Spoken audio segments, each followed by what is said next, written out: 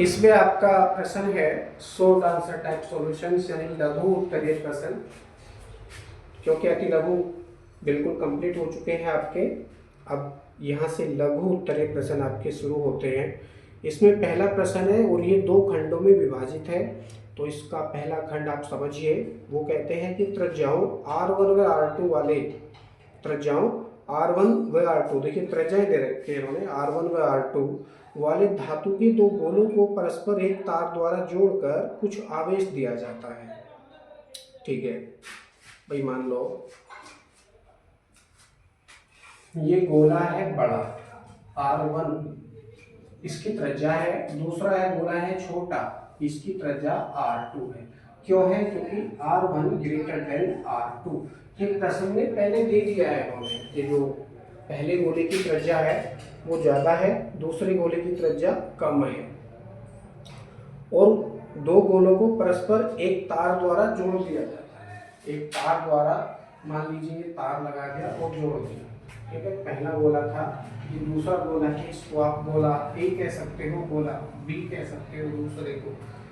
तो पूछते हैं कि जो बाहर से जो आवेश दिया जाएगा इनको, बाहर से यानी स्मॉल क्यू आवेश यदि दिया जाएगा तो ये आवेश किस में ज्यादा किस में कम उत्पन्न होगा। तो ध्यान देंगे, जिस गोले की धारिता अधिक होगी उस गोले पर संचित आवेश अधिक होगा। जिस गोले पर धारिता अधिक होगी उस गोले पर संचित आवेश अधिक होगा। क्यों होगा? क्योंकि उसकी धारिता अधिक है, त्रिज्या अधिक होने के कारण। क्या सूत्र है उसका? C1 कह लीजिए equal to 4 pi epsilon 0 R1 के अनुसार यदि आप करेंगे, कैपिटल R है, R1 मात्रक क्या है? फैराड। तो इसकी धारिता अधिक हो जाती है। वहीं यदि दूसरे गोले की धारिता ज्ञात करेंगे तो C2 equal to 4 pi epsilon 0 R2, ये मात्रक क्या है? फैराड। लेकिन ऊपर वाली शर्त दे रखी है R1 ग्रेटर देन R2, यानी पहले गोले की त्रिज्या अधिक है, दूसरे गोले की त्रिज्या कम है, जिसके कारण पहले गोले की धारिता अधिक हो जाती है, दूसरे गोले की धारिता कम हो जाती है। इन दोनों सूत्रों का प्रयोग करते हुए मान लीजिए पहले गोले पर संचित आवेश Q1 आ जाता है, दूसरे गोले पर संचित आवेश Q2 आ जाता है। तो Q1 इक्वल टू क्या होगा? C1V। अब देखिए बाहर से जब आवेश दिया जाएगा तो दोनों गोलों पर, क्योंकि समान श्रेणी क्रम में जुड़ जाएंगे, इस समय एक तार के द्वारा जुड़े हैं तो श्रेणी क्रम में जुड़ जाएंगे। श्रेणी क्रम में क्या है? श्रेणी नहीं, क्योंकि तार द्वारा गोले तो है, गोले में कोई क्रम नहीं है, तो विभव समान हो जाएगा। विभव कैसा रहेगा? समान रहेगा। विभव समान होने पर विभव का तो कोई रोल ही नहीं है इसमें, विभव तो समान है। मान लीजिए विभव उत्पन्न होगा इसमें, C1 के स्थान पर आप क्या प्रयोग करेंगे? ये 1, जिसके कारण क्या होगा? Q1 ग्रेटर देन Q2, यानी पहले गोले पर संचित आवेश अधिक होगा, दूसरे गोले पर संचित आवेश कम होगा। सेकेंड क्वेश्चन में पूछते हैं कि R1 व R2 त्रिज्या वाले दो गोलीय चालकों को आवेशित किया गया है। यदि इन्हें तार द्वारा जोड़ा जाए तो उनके पृष्ठ आवेश घनत्वों का अनुपात क्या होगा? किस गोले पर पृष्ठ आवेश घनत्व अधिक होगा? ठीक है, अब यहाँ पर त्रिज्याएं कम या ज्यादा नहीं दी है उन्होंने।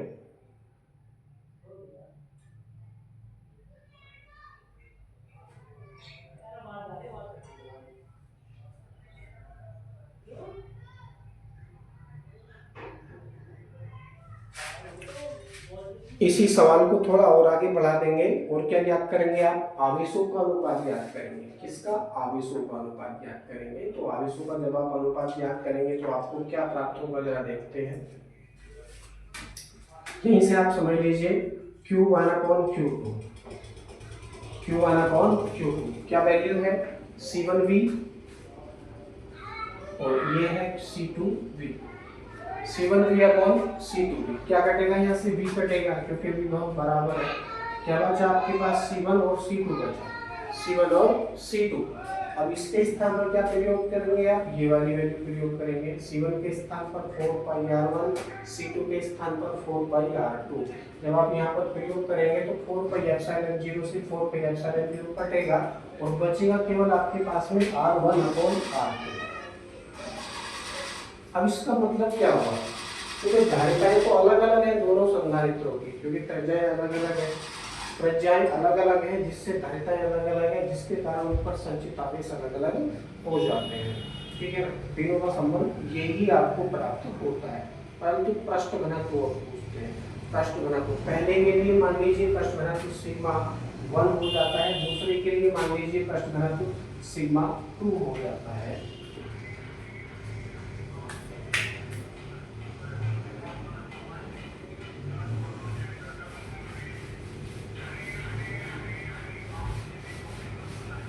इतना तो आप समझ पाए। अब आगे समझेंगे सिग्मा इक्वल टू क्या होता है, Q/A, यानी पहले गोले के लिए भी पृष्ठ घनत्व आप याद करेंगे तो सिग्मा इक्वल टू हो जाएगा Q1/A1, Q1/A1, ये यहाँ से प्राप्त होगा।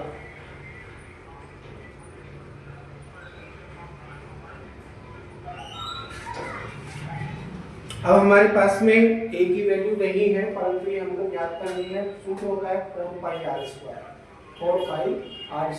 क्यों प्रयोग कर रहे हैं, क्योंकि दिया गया चालक गोला है और गोले का क्षेत्रफल होता है 4πr²। तो ये राशि हम यहाँ पर प्रयोग करेंगे तो क्या हो जाएगा, Q1/A1 के स्थान पर प्रयोग करेंगे 4πr12, 4πr12। अब एक बार फिर पढ़ लेते हैं क्वेश्चंस क्या कहते हैं। R1 व R2 त्रिज्याओं वाले दो गोलीय चालकों को आवेशित किया गया है। यदि इन्हें तार द्वारा जोड़ा जाए तो उनके पृष्ठ आवेश घनत्वों का अनुपात क्या होगा। पृष्ठ घनत्व आवेशों का अनुपात पूछते हैं, पृष्ठ आवेश घनत्व।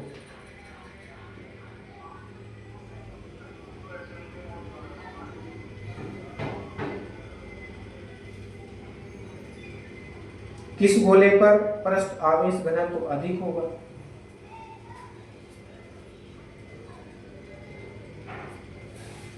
ओके, तो यहां से आपने क्या ज्ञात किया, सिग्मा 1 इक्वल टू Q1/4πr1²। ये क्या आ जाता है, ये पहले गोले पर पृष्ठ आवेश घनत्व आ जाता है, जिसका मात्रक क्या बनेगा, कूलम्ब प्रति मीटर स्क्वायर बनेगा, कूलम्ब प्रति मीटर स्क्वायर बनेगा।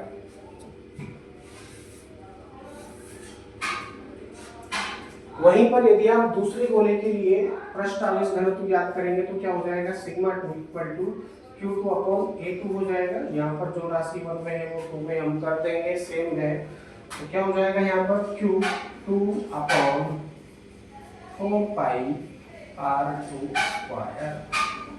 4πr2² है ना। इसका मात्रक भी क्या लिखेंगे आप, कूलम्ब प्रति मीटर स्क्वायर लिखेंगे। ऊपर वाले को आप समीकरण नंबर 1 बना लेंगे, नीचे वाले को समीकरण नंबर आप 2 बना लेंगे।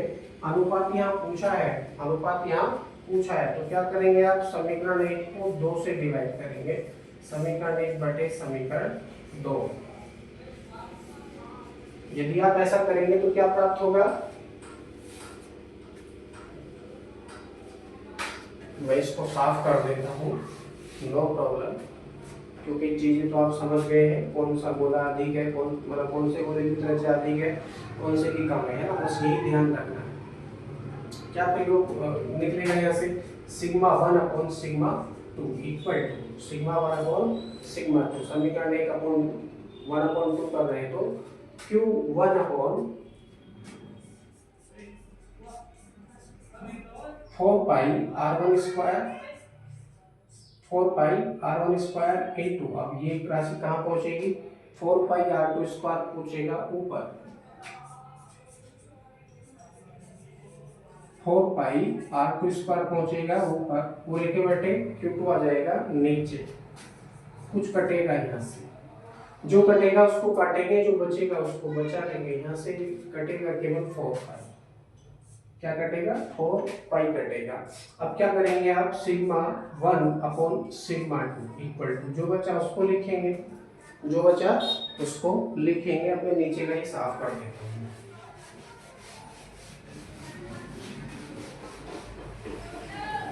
सिग्मा 1 अपॉन सिग्मा 2 क्या बचा है आपके पास? देखिए यहाँ बचा Q1 और नीचे बचा R1² और यहाँ बचा R2 और R1 ये R2² R2² अपॉन Q। ठीक है, ये राशि आपको बचेगी। तो क्या करेंगे? Q1 वाली राशि को एक साथ लिखेंगे और R वाली राशि को एक साथ लिखेंगे। ये हो जाएगा Q1 upon Q2, Q1 upon Q2 into, और ये हो जाएगा R2² अपॉन R1², है ना। कुछ इस तरह से ये राशि हो जाती है।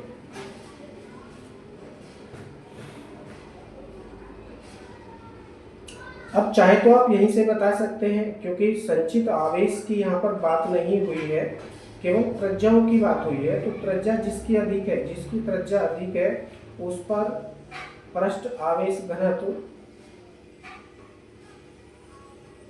कम होगा, क्योंकि सेमी प्रोपोर्शनल बन रही है राशियां। यदि आप यहाँ से देखेंगे तो क्या बन रही है? यदि आप सिग्मा के लिए करेंगे तो सिग्मा के लिए क्या होगा? R1 नीचे है, तो सिग्मा के लिए यदि आप R1² करेंगे तो क्या होगा? 1/R1² होगा। तथा वहीं पर यदि आप सिग्मा 2 के लिए इसको करेंगे तो क्या होगा? 1/R2 का स्क्वायर होगा। अब इस तरह से यदि आप देखेंगे तो त्रिज्या जिसकी कम है, त्रिज्या जिसकी कम है उस पर आवेश का पृष्ठ घनत्व अधिक होगा। त्रिज्या जिस गोले की अधिक है उस पर आवेश का पृष्ठ घनत्व कम होगा। तो यहाँ पर क्या दे रखा था? त्रिज्या बड़े गोले मतलब जो R1 था उस ज्यादा था, R2 कम था। यही तो था आपके पास में।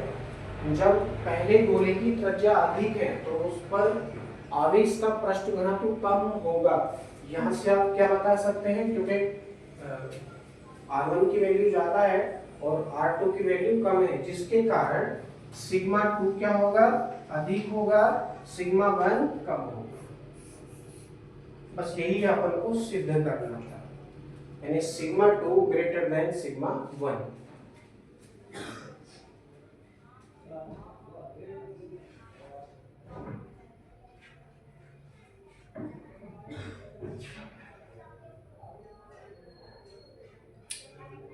ये आपका कंप्लीट हो चुका है। चलते हैं अगले प्रश्न की ओर।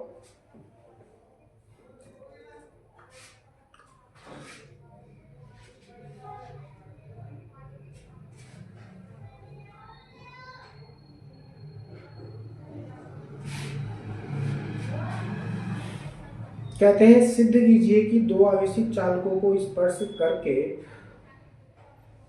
अलग कर देने से उन पर आवेश चालकों की धारिताओं के अनुपात में बंट जाता है।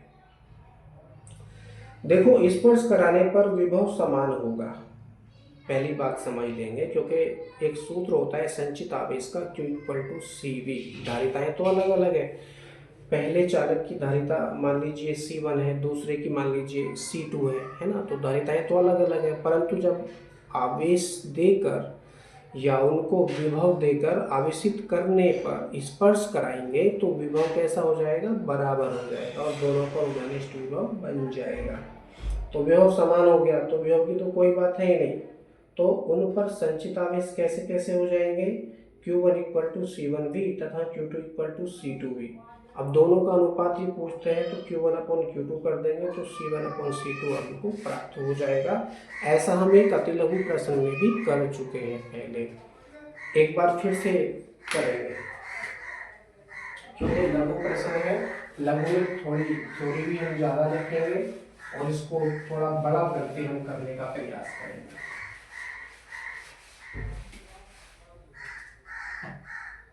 तो लिखेंगे माना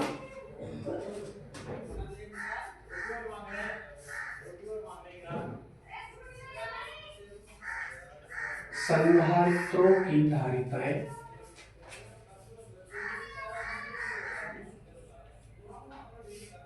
C1 व C2 है, इन्हें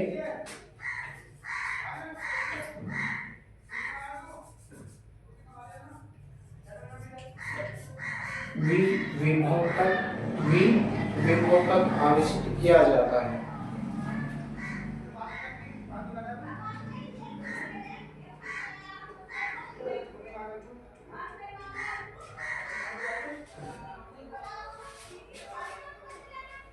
केवल स्पर्श करा के लिखेंगे।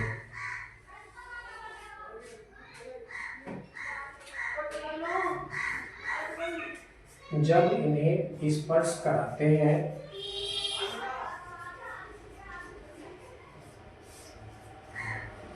तो इन पर विभव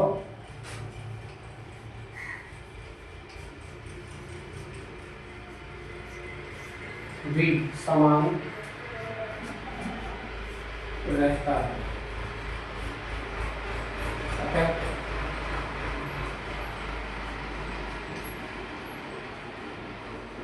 प्रथम संधारित्र पर संचित आवेश, प्रथम संधारित्र पर संचित आवेश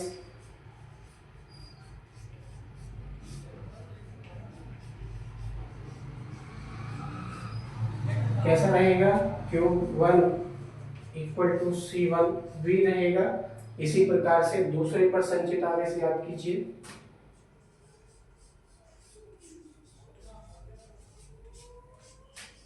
द्वितीय संधारित्र पर संचित आवेश हो जाएगा Q2 = C2 V। हमसे क्या पूछा था इन्होंने? आवेशों का अनुपात ही पूछते हैं।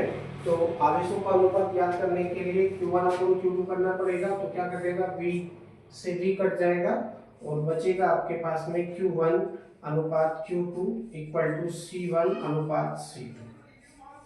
केवल यही राशि आपको प्राप्त होगी, सब कुछ कट जाएगा, केवल आपके पास बचेगा Q1/Q2 = C1/C2। इसका मतलब क्या होगा कि बाहर से जो भी आवेश दिया जा रहा है वह आवेश उनकी धारिताओं के अनुपात में वितरित होता है। यही हमसे पूछा था इन्होंने।